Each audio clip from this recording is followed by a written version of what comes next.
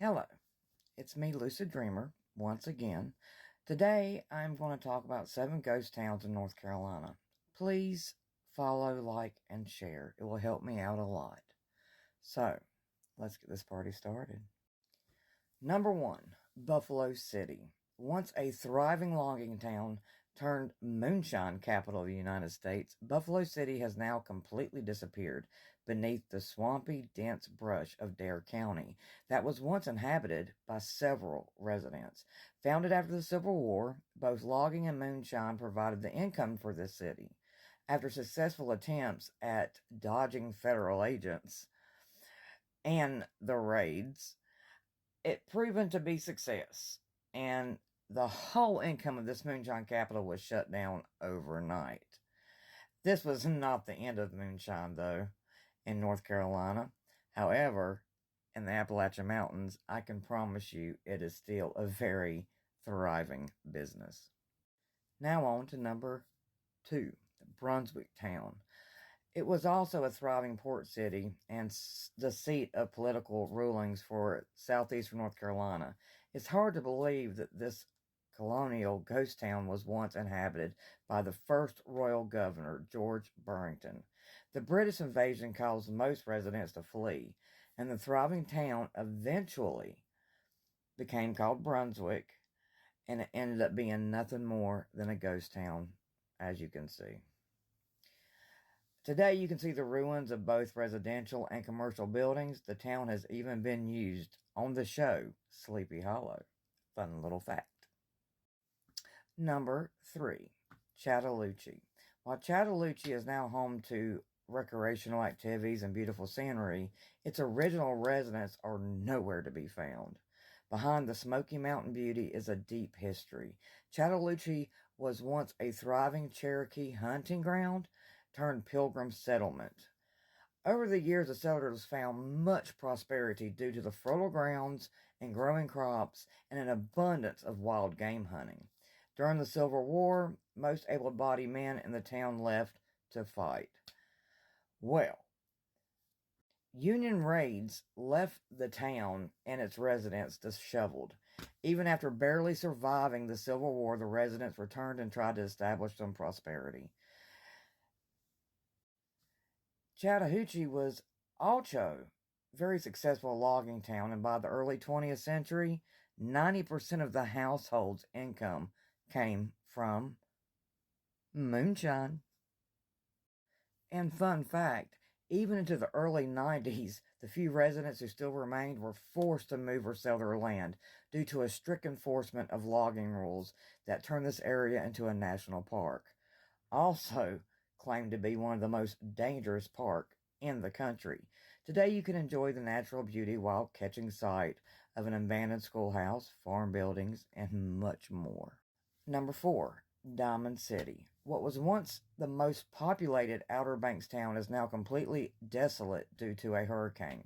Diamond City was a settlement on the eastern end of Shackleford Banks. In August 1899, a large hurricane struck the land, and the 500 or so residents fled the area for safety. By 1902, even the last remaining residents had left and begun to build new lives. A new home in Morehead City or Harker's Island.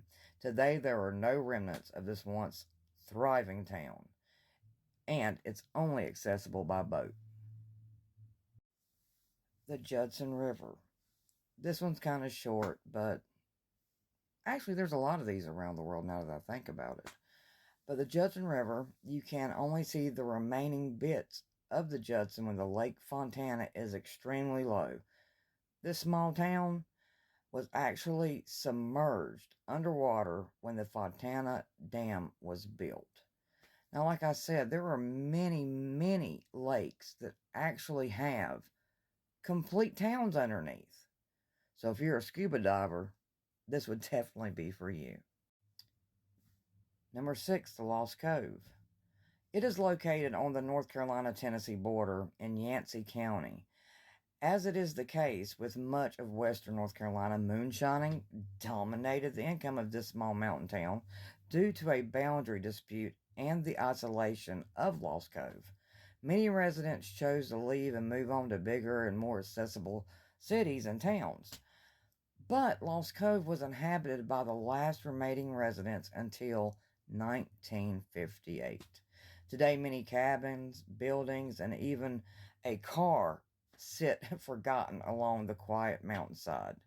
It is extremely eerie and spooky here. Number 7, Mortimer. It was once a thriving mill town in Caldwell County, North Carolina. After a flood, epic-sized proportions, the 800 residents that did survive the flood were forced to abandon their homes and lives. There are several remains actually left behind today, and that still speak of the eerie echoes of life.